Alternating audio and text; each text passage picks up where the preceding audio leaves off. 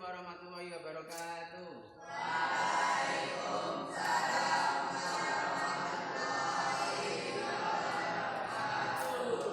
Gimana kabarnya sekalian hari ini?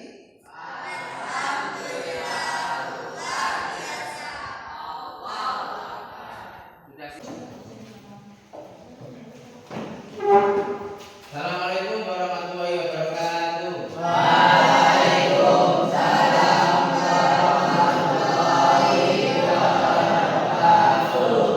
Gimana kabarnya sekalian hari ini?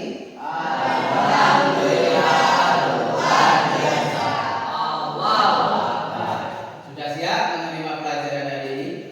Alhamdulillahirrahmanirrahim. Baiklah anak sekalian, mari kita awali pembelajaran hari ini dengan membaca doa bersama-sama. Silakan ketua kelas untuk memimpin doanya. Silakan. Berdoa mulai.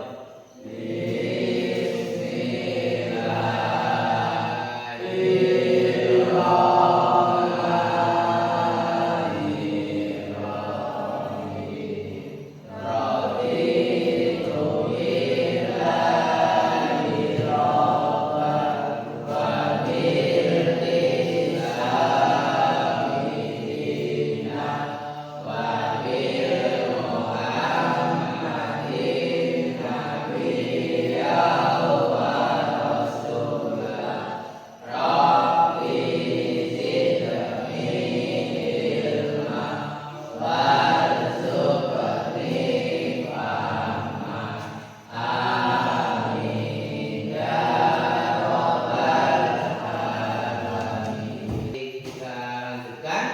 Mari kita sama-sama berdiri sebentar untuk menyanyikan lagu Indonesia Raya. Ayo silakan.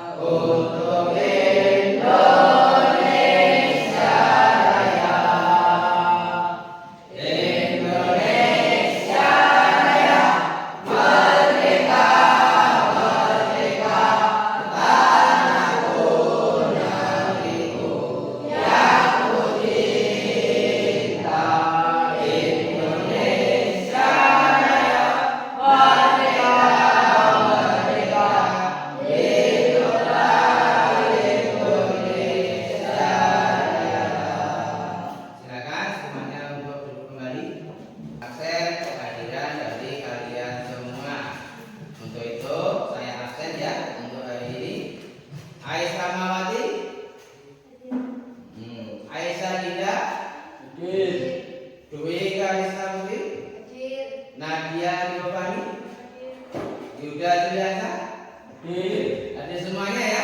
Alhamdulillah semuanya hadir. Semoga kita semuanya diberikan kesehatan oleh Allah Subhanahu wa taala. Untuk pembiasan hari ini, mari kita sama-sama membaca surat Al-Maun. Ayo semuanya. A'udzu billahi minasy syaithanir rajim.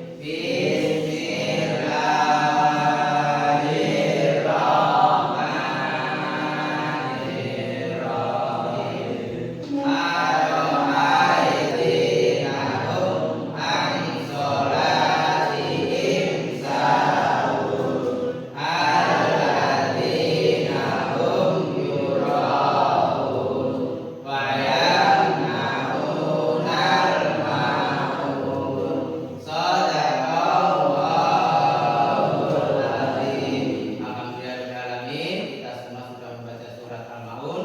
Semoga kita semua mendapat pahala oleh Allah Subhanahu wa taala dan berprestasi terhadap mereka. Nah, sekalian, sebelum pembelajaran ini kita mulai tentang materinya, Pak Imam mengingatkan kembali bahwa pelajaran yang kemarin yaitu tentang moderasi beragama, yaitu moderasi beragama terhadap umatnya, moderasi beragama tentang pemimpin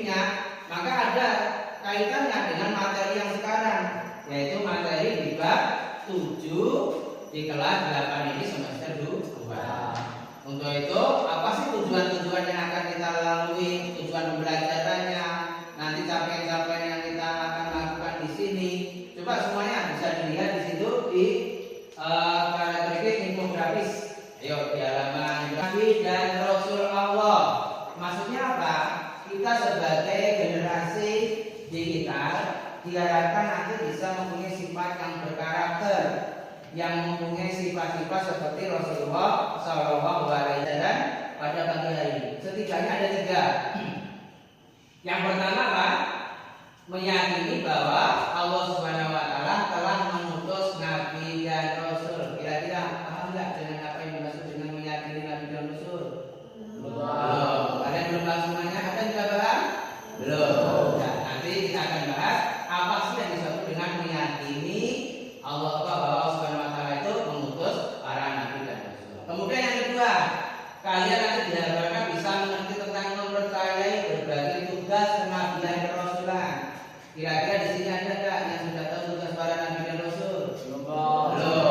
Belum semuanya? Belum. Nanti kita akan membahas apa sih tugas-tugas para Nabi dan Rasul. Kemudian yang ketiga, menggunakan keberadaan mukjizat yang dimiliki oleh para Nabi dan Rasul. Sudah tahu nggak mukjizat para Nabi dan Rasul? Belum. Nah, sudah pasti tuh. Rasulullah itu mempunyai mukjizat apa saja. Di samping itu nanti kalian juga akan mempelajari tentang sifat wajib, sifat mustahil, sifat jaiz dan juga sifat daripada Rasulullah. Itu juga harapannya. Nah, di situ ada pantun pemantik ya. Pantun pemantik. Silakan dibaca. Siapa yang membaca pantun yang pertama? Ya, silakan.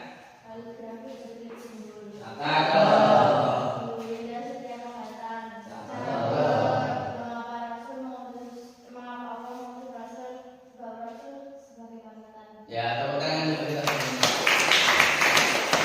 Nah, kira-kira apa sih pesan yang mau disampaikan dari pantun tersebut? Ayo, silakan. Rasul sebagai panutan, makanya kita harus mencontoh kehidupan para rasul. Nah, bisa dipahami ya. Rasul itu sebagai panutan. Karena dia sebagai panutan, maka kita sebagai umatnya harus meniru daripada rasul-rasul yang ibadah yang berakal karimah. Coba kalian sekarang lihat di situ di bawahnya itu ada kegiatan yang kedua. Itu ada kisah bermula dari pesanan yang diterima Akhirul Sofyan. Sudah dibuka semuanya? Sudah. Coba sekarang dibaca. Saya kasih waktu beberapa menit untuk membacanya. Silakan dibaca. Ya, dibaca ya. Kisah daripada Akhirul Sofyan di halaman 169. Ayo, dibaca semuanya. Ya. Dibaca semuanya sudah? Sudah ya? Oke. Saya tanya sekarang. Nah, kalian bisa membaca itu kan tentunya kalian itu melihat dari media sosial. Ayo. Sekarang sekalian, mari kita sekarang ke materi ya, yaitu tentang iman kepada Nabi dan Rasul. Coba perhatikan di sini semuanya. Apa sih yang disebutkan iman itu? Iman itu secara bahasa berarti pengakuan. Apa itu pengakuan? Yaitu al-iqrar. Bahasa Arabnya pengakuan itu iqrar. Saya meyakini terhadap sesuatu. Nah, setelah meyakini, kalian diharapkan apa? Melahirkan sifat menerima. Saya percaya terhadap sesuatu, berarti saya menerima terhadap sesuatu tersebut yang disebut dengan al-qalbu. Dari sikap al-iqrar, kemudian al-qalbu menerima, kalian mempunyai sifat yang namanya tunduk. Yang dalam bahasa Arab disebutnya al-izyan. Seperti kalian beriman terhadap Allah, mengakui bahwa Allah itu ada. Yang kedua, menerima kehadiran Allah. Oh, berarti saya diperhatikan oleh Allah. Berarti saya ini harus melakukan kegiatan-kegiatan yang bermanfaat, yang berakal karimah dan sebagainya. Sehingga mempunyai sifat yang namanya tunduk. Tunduk apa? Menerima apapun yang diperintahkan oleh Allah Subhanahu wa Ta'ala. Itu makna dari iman. Paham dari sini? Nah, iman menurut istilah adalah membenarkan dengan hati, mengikrarkan dengan lisan, dan membuktikan dengan perbuatan. Sekarang ditanya semuanya, apa sih yang disebut dengan iman kepada Nabi dan Rasul? Coba dibaca semuanya. Iman kepada Nabi dan Rasul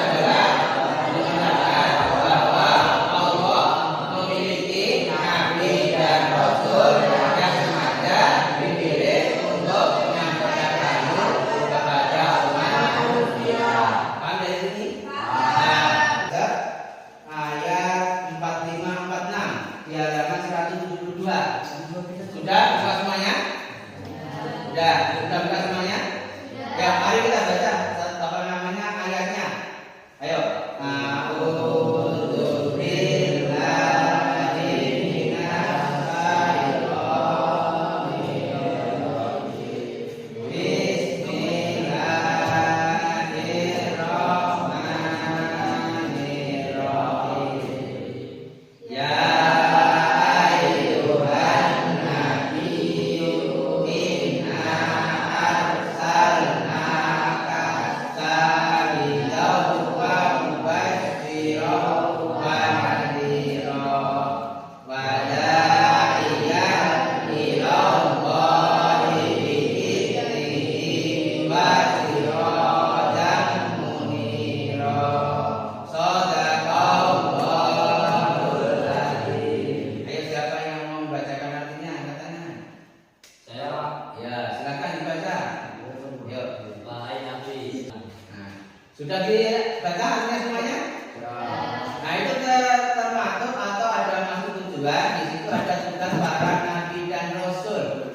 Sekarang kelompok 1, kira-kira apa sih tugas para nabi dan rasul? Ayo kelompok 1. Ya, sebagai saksi bagi umat. Itu maksudnya gimana itu sebagai saksi bagi umatnya? Ya, artinya semua nabi itu akan bertanggung jawab kepada semua umatnya. Pertama tadi apa? Sebagai saksi terhadap umatnya. Kemudian kalau kedua, bahwa orang yang beramal soleh akan masuk surga. Artinya apa kabar gembira itu? Adanya surga. Siapa itu sudah diperuntukkan? Bagi mereka yang beramal soleh, beramal kebaikan sehingga banyak namanya. Insya Allah nanti akan dimasukkan dalam surganya Allah Subhanahu wa Ta'ala. Coba sekarang kelompok 3, kira-kira apa? Sudah para nabi itu sebagai pemberi peringatan. Maka yang terakhir kelompok 4, kira-kira apa? Tugas para nabi dan rasul. Ya, silakan. Sebagai juru dakwah, Sebagai juru dakwah. Maksudnya apa itu? menyampaikan wahyu kepada umat. Menyampaikan wahyu kepada umatnya. Sudah sampai ya, atas semua ini anak sekalian. Kita berhenti sebentar ya. Kita lanjutkan ke SBK. Kita pegang seperti ini, namanya Marina. Paham ya? Apa ini namanya? Marina. Kalau tangan saya seperti ini, namanya menari. Perhatikan yang menari. Ini Marina, ini menari. Kalau saya seperti ini, namanya dia dada. Paham ya? Dada. Kalau saya seperti ini, namanya menara. Saya ulangi lagi ya. Ini apa namanya? Marina. Ini apa namanya? Ini apa namanya? Ini apa namanya? Nah, Marina itu punya teman namanya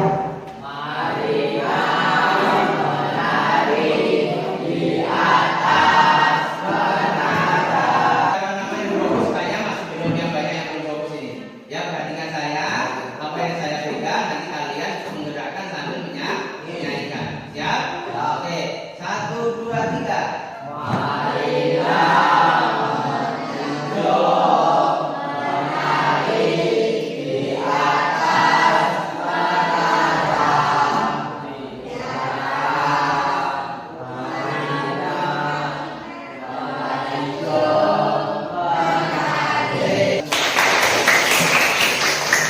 Perhatikan dulu lagi. Kita lanjutkan.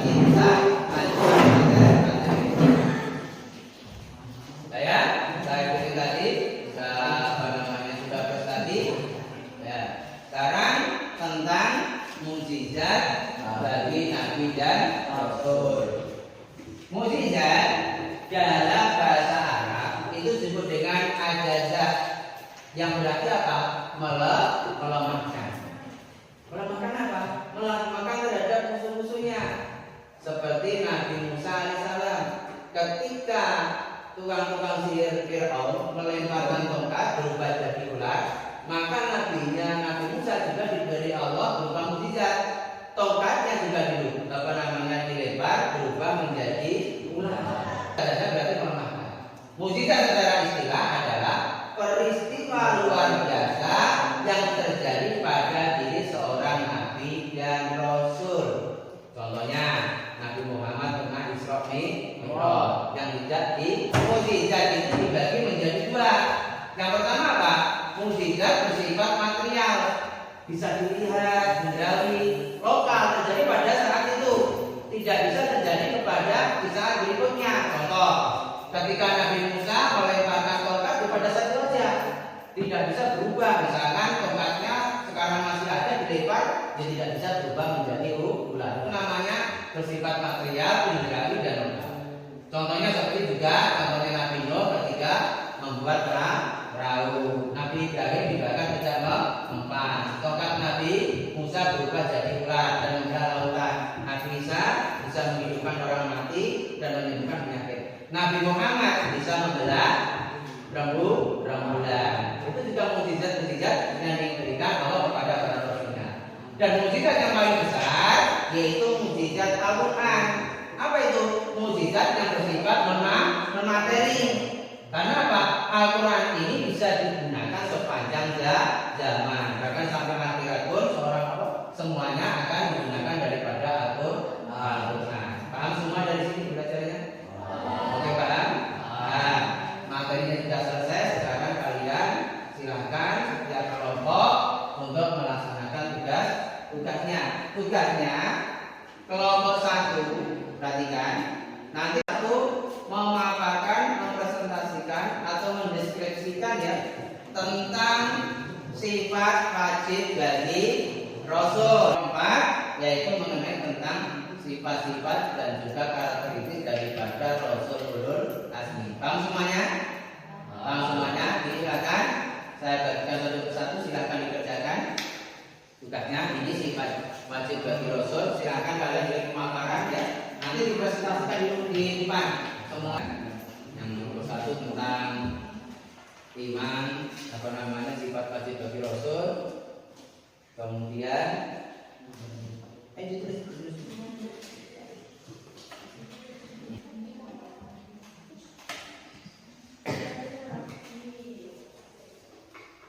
Ini udah semuanya? Sudah ya. Siap untuk mendeskripsikan di depan? Mendeskripsikan di depan, siap semuanya? Dari kelompok 1 sudah siap? Coba angkat tangan. Kelompok 1 mana? Nah, kelompok 2 siapa? Coba mana kelompok 2? Angkat tangan. Kelompok 3? Ya, kelompok 4? Ayo biar semangat kita tepuk tangan semuanya. Ayo. Untuk kelompok 1 silakan untuk mendeskripsikan di depan. Silakan. Ayo kita dulu kelompok 1.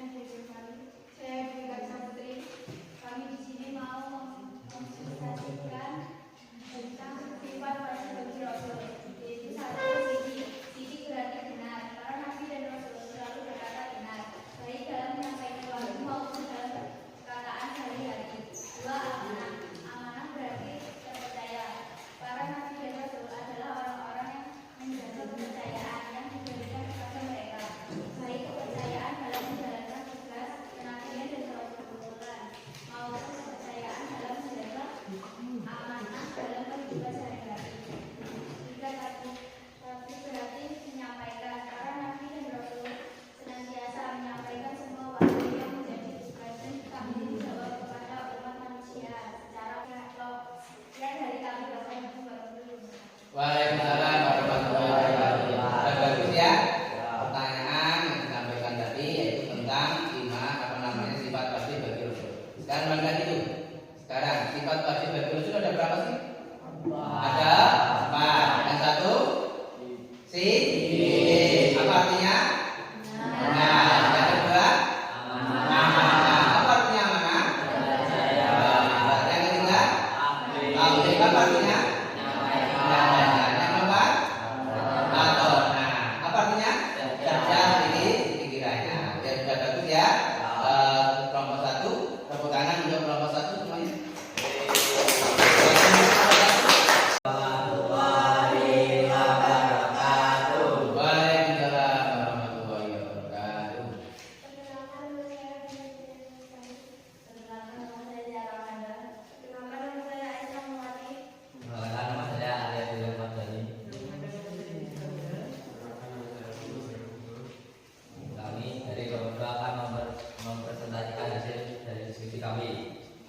Sifat mustahil bagi Nabi dan Rasul. 1. Kizib, dusta. Dusta adalah perbuatan atau perkataan yang tidak sesuai dengan kenyataan, palsu dan bukan asli.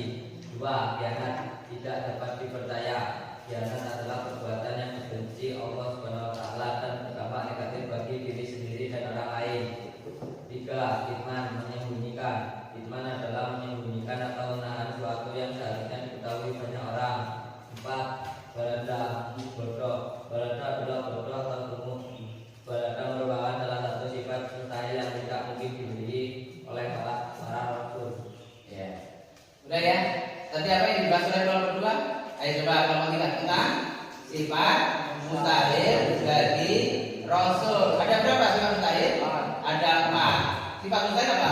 Lawan dari sifat wajib. Yang pertama apa? Yang pertama kan? Kizib. Apa artinya? Berdusta. Yang kedua apa? Khianat. Khianat itu apa? Tidak dapat dipercaya. Yang ketiga apa? Kitman. Kitman apa? Menyembunyikan. Tidak mungkin Rasul itu menyembunyikan wahyu. Wah ini ayatnya saya sendiri enggak. Harus sampaikan kepada umat. Sama dengan kebenaran juga disampaikan kepada umat. Yang terakhir apa? Yang terakhir balado. Apa itu balado? Bodoh. Masa ada Rasul dan Nabi bodoh. Kalau 8 enggak ya. Karena bodoh kan gitu. Enggak ya. Nah, semuanya pintar. Karena kalau semuanya dalam rangka untuk belajar. Paham ya? Yang dibahas oleh kelompok 2 yaitu tentang sifat mustahil bagi Rasul. Tepuk tangan untuk kelompok 2. Saya dan semuanya sudah bisa ya mendeskripsikan tugas yang diberikan Bapak kepada kalian, yaitu pertama tentang sifat wajib, sifat mustahil, sifat jaiz, dan juga mengenai dengan Rasul asli. Sekali lagi tepuk tangan untuk kita semuanya. Nabi dan Rasul yang sengaja dipilih untuk menyampaikan wahyu kepada umat manusia. Kemudian yang kedua apa? Nabi dan Rasul bertugas sebagai saksi bagi umatnya. Di sini kesimpulannya materi pada hari ini. Alhamdulillahirobbilalamin. Untuk itu, untuk refleksinya ya, Bapak tanya sekarang gimana perasaan kalian setelah mengikuti pelajaran iman terhadap Nabi dan Rasul? Sudah paham semuanya? Sudah. Lagi Bapak ulangi lagi nih. Nah, apa saja yang dapat kita pelajari hari ini? Yang pertama, iman terhadap Nabi dan Rasul. Yang kedua, tugas para Nabi dan Rasul. Yang ketiga, memahami tentang mukjizat para Nabi dan Rasul. Selesai pembelajaran ini. Untuk pembelajaran berikutnya yaitu tentang generasi digital. Besok ya, minggu depan kalian siapkan karton atau ada HP-nya. Nanti kita yang pertama bikin di sebuah karton. Setelah itu kalian bisa membuat di PowerPoint. Apa itu yang dibikin Pak Ipat ya? Jaiz. Kelompok 4 juga demikian tentang Rasul Ulul Azmi. Jadi di rumah sambil di ring-ring bagaimana mengakrabi dengan komputer untuk membuat PPT. Boleh melalui Canva ataupun melalui yang lainnya. Paham ya? Nanti linknya dikirim ke linknya Bapak. Paham ya? Sehingga nanti besok minggu depan kalian sudah siap untuk mempresentasikan. Kalau belum selesai Pak, nanti diajari ya. Nanti saya minta tolong Pak Umar atau siapa ya sebagai ahli teknik IT-nya ya untuk kalian bisa mempresentasikan daripada hasil yang kalian capai nanti. Bisa dimengerti semuanya? Nah, alhamdulillah. Mari kita tutup pelajaran hari ini ya dengan doa bersama-sama.